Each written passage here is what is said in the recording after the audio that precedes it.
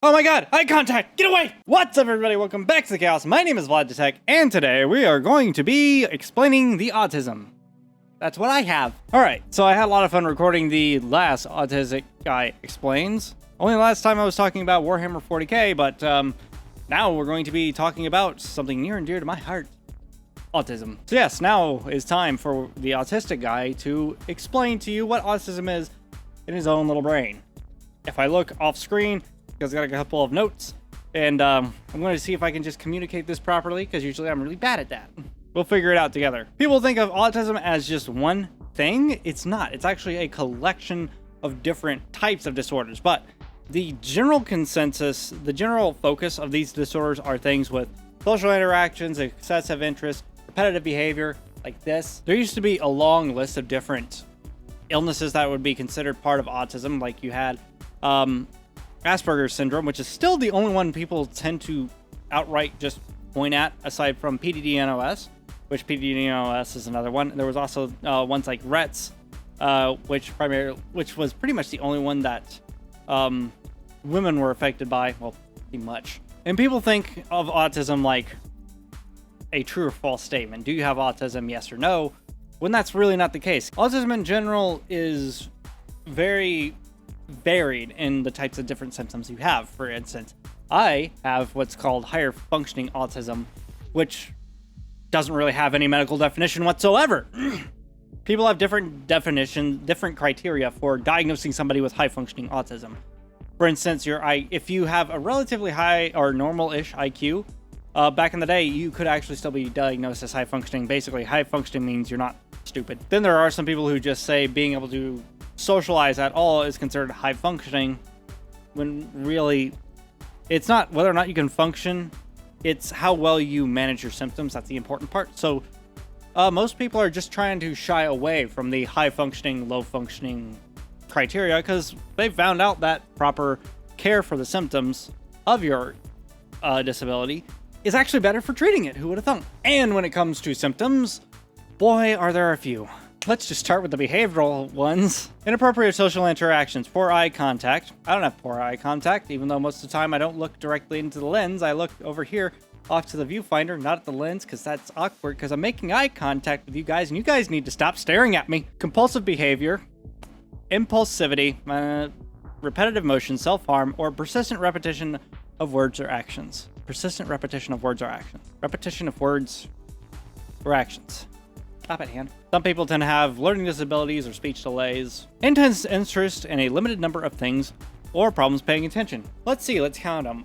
YouTube, video games, Warhammer, D&D, miniature painting, psychology, the stock market. I have a few hobbies. I don't call them interests, I call them hobbies. Do I obsess about them? Yes, I fall asleep thinking about them. Problems paying attention. I'm sorry, I wasn't listening. What? Unaware of others' emotions or depression. In other words, you have trouble with social cues. Also common, anxiety, change in voice, sensitivity to sound, or tic. I do have a couple tics. I actually have to edit them out of my videos. So here's the funny thing, it lists all these different symptoms, but you may not have all of them. There's a reason why it's now called Autism Spectrum Disorder and not just plain old autism anymore, because there's a wide variety. People think of like a spectrum as this, when really you should be thinking it more like this. And depending on where you fall on that little wheel will basically determine your diagnosis. Some kids are better at other things. Some kids are worse at other things. But all in all, still autism. There's also a bunch of scary shit that's associated with autism, such as the really high rate of people coming down with it, apparently. Coming down with autism. That'd be a weird way to call out of work, wouldn't it? Yep. Yeah, boss? Yeah, sorry, I can't come in. I've come down with a sudden case of autism. The statistic used to be like 1 in 110, which sounds really common. But now it's up to 1 in 54, which sounds alarming, but don't worry, there's a reason for that. Correlation doesn't mean causation. Don't think it. Do not agree with Andrew Wakefield. So there seems to be an outbreak of autism if you look at this. I can't keep a straight face when thinking that. There are actually a couple of reasons why we're having more cases of autism now, and that's primarily because we're now able to figure out that somebody's autistic from an extremely young age. And we're also gathering more and more information about autism, which means we can now classify more people as being autistic. We've actually included the definition to involve more groups of people, and now we're including more groups of people. That's just what's happening. We've also figured out that women can have different symptoms than men, or at least display those symptoms in a different way. Whereas it's common for men to actually withdraw from social situations because they make them uncomfortable, and we don't value social situations as much as women do. Apparently, women can actually mask better at a younger age than men can, so a lot of women will actually go undiagnosed, or even worse, get misdiagnosed with something else entirely. Now, I'm not going to go into my specific flavor of autism, but I'm just going into autism in general in this video. The easiest way to actually catch if somebody has autism or not is to actually diagnose them while they're young, as I mentioned before. And there are 4 different criteria that people tend to look for. These are known as the 4 red flags, according to or I don't know how to pronounce this. Let's start with communication. Now, this is referring to kids like 1 or 2 years old, somewhere around that time. So if this doesn't apply to you, sorry. But if you think your kid might have autism, you might be looking for these particular symptoms. Do they respond to their name at 12 months of age? Can you explain to others what you want properly?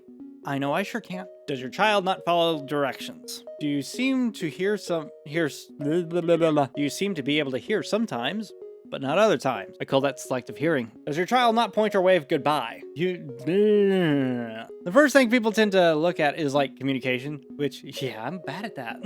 It's a whole lot of, do you really know how to interpret social cues? Like, are you able to get across are you doing what I'm doing now, where I can't say what I'm actually trying to tell you, or have trouble coming up with the right words to describe this idea of how communication's an issue with me? Another thing is people will look at social behavior, like do you or your child smile at other people? Do you have poor eye contact? Do you seem to prefer to being alone? Would you rather get things for yourself only? Are you very independent for your age, if you're a child like us? Do you seem to be in your own world a lot? You or your child. I keep forgetting that I'm also talking about children here. Do you or your child seem to tune people out? Vlad. Ugh. How much money would it take to open a real Five Nights at Freddy's restaurant? Are you or your child not interested in other people or children? Does your child not point out interesting objects by 14 months of age? Does your child not play peekaboo? Does your child not try to attract your parents' attention? The third red flag has to do with stereotype behavior. Things I don't like. I just literally read off the first one, and you guys are gonna laugh if you've seen me try to read anything out loud on this channel ever. I used to edit out where I had to keep repeating myself, but now I don't, and this is why.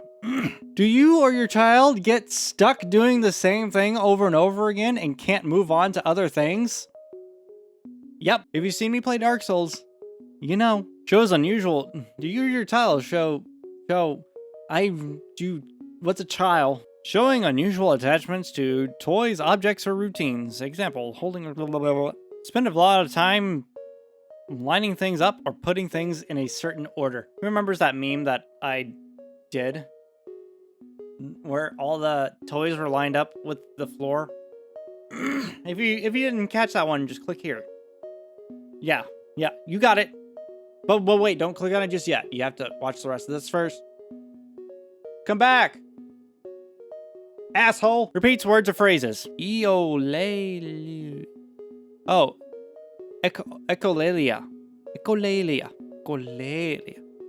I never noticed this before, but I actually do that. Echolalia. Other behaviors may include, and I'm just going to read off the whole list instead of describing it to you because reasons. Do not play make-believe by 18 months of age, has odd movement patterns, doesn't know how to play with toys, does things early compared to other children, walks on his or her toes. I still like to walk barefooted everywhere. In fact, when I was in high school, I would actually walk from my house to the gas station barefoot. That's probably not normal. I wonder if that is related to walking on tippy toes. But I also walk on tippy toes all the time. Why do I do that? Doesn't like to climb things such as stairs. Doesn't imitate silly faces. Seems to stare at nothing or wander around with no purpose. I do that. Throws intense or violent tantrums. No comment. Is overly active. Uncooperative. Or resistant. Don't tell me what to do. I hope I didn't break my computer screen. I also hope I didn't blow out my audio. Hang on a second. No, we're fine. Seems overly sensitive to noise. Yes, you've seen it. Link. Doesn't like to be swung or bounced. Since that's all directed at young kids, let me explain how adulty is with autism. Personally, what I tend to struggle with more or less is things like remembering is short-term memory. I tend to get lost in my own little world sometimes, and I forget to do very important tasks. I also can't function properly without a routine. That goes with the repetitive behaviors. So if there's a lot of different things that you have to do to actually keep yourself sane and remembering things, that's one of the signs. Especially if you need constant reminders. Because I've literally had this situation happen where I would get up to go do something, have it clear in my head what I need to do, and as soon as I leave the room, I forget what the hell I was doing. Many tasks have gone awry because I forgot to... Oh god, I left my watch. I just remembered I had laundry in the washer that I forgot to dry. Fuck! But yeah, they mentioned sensitivity to loud noises. That's just the one that's apparent to the observer. There might be some things that aren't so apparent that may also cause overstimulation of your brain. Certain textures, certain sounds, bright lights, certain smells can also do it. One food I still cannot eat to this day because of a texture issue is tapioca pudding. I also can't pull wet hair out of a drain. If you have any obsessive interest, that's also a huge part. So if you can literally get lost in some type of fantasy land, like, that's a poor way to describe it. One thing that I've been super obsessed with lately is Warhammer 40k. I actually have a bunch of... Actually, I haven't had them yet in a while. Falling over screen. Something for you guys who haven't followed me on Instagram yet. Look at the... Man. Need to game light. For a full picture, go to my Instagram. But I've been... You guys didn't hear any of that. For a full image of this guy, go to my Instagram. So if you can actually lose several hours just researching a topic or something like that, maybe you're a daydreamer. Or maybe you're just unable to think. But here's the question. When somebody tries to talk to you while you're obsessing over a topic, like, say, Warhammer, do you tend to get agitated or aggravated? That's also a sign. Of course, there's also social cues, but that one's kind of hard to pick out for yourself. But here's one really obvious one. Do you sometimes wonder what people are actually trying to say to you? Actually, let me rephrase that. If somebody says something to you, do you often struggle with what the intent of that message is? Do you also take jokes that somebody is telling to literally? Those are two pretty good signs there. Those are two things I can't do, and I have the autism. God, just the feel. I'm stimming really hard right now. The feeling of his of the typhus corrosion and stuff that's all over. But okay, enough of that. That was weird. That's usually one of the biggest things is social cues. When you have trouble processing the way people talk, speech patterns, and micro messages is one of the ways that it was described to me. But basically, the non-verbal cues of language, that's a sign of autism. Now, there's a bunch of treatments that I cannot attest to because I've never been treated. Typically, therapy can be one of the best ways to actually help with autism. I wouldn't know because I still don't go to therapy. I'm poor. Anger management, family therapy, applied behavioral analysis, behavioral therapy, animal-assisted therapy. Well, I guess animal-assisted therapy kind of counts, but I kind of did that on my own. My little cat Midna, who's not up here right now for me to hug. On the bright side, one of the things that seems to be shied away from is medicating somebody with autism. Now, I've stated a couple times that I have to wake up and take medicine. It's actually not for autism. It's for a completely unrelated illness called myasthenia gravis. And there's also a lot of ways you can self-treat. And you can also see if this helps to improve a little bit, such as using a digital planner, like on your phone, using the calendar app, or like some kind of to-do list app of some kind. You can put those into good use to actually keep you on schedule and repeating it every single day. Talk therapy, just having something everybody to vent to, but I believe we can all use that. Also, just having a hobby that you can space out on. I say just Warhammer. What about Dungeons and Dragons? Dragon Dungeon. Also, getting one of these is really helpful too. I have a bunch of different ideas that I've written down here for like scheduling stuff and a bunch of shit that I was gonna do.